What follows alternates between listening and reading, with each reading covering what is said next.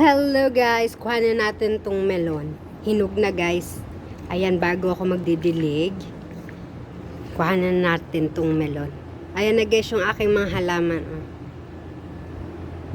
Ayan, nabuhay na ulit yung aking sampalok. Yung mangga ko, ang taas na guys. Oh.